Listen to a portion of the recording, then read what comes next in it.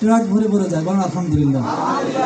তো আমার লিখিত কিতাব আপনাদেরকে দিচ্ছি, খুশি হবেন তো ইনশাআল্লাহ?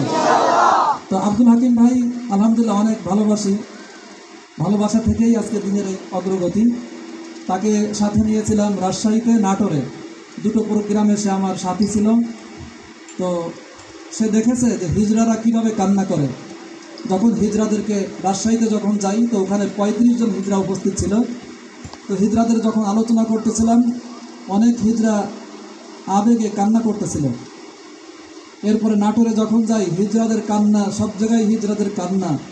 এরপরে গত সপ্তাহে 16 তারিখে আমরা গেলাম মমিনশাহী।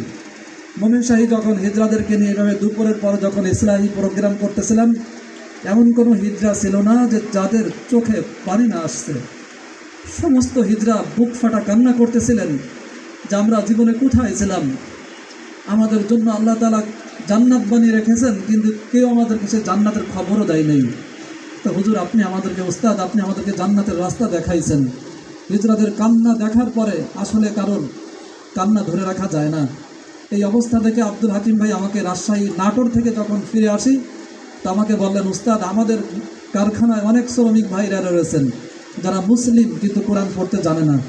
তাদের প্রতি আমাদের দায়িত্ব রয়েছে, কর্তব্য রয়েছে, তাদেরকে যদি কোরআন পড়ানো হয় ভালো হবে। আমিও বিষয়টাকে সাদরে গ্রহণ করলাম। হাজারো ব্যস্ততা, একটা মিনিট সময় দিতে পারি না।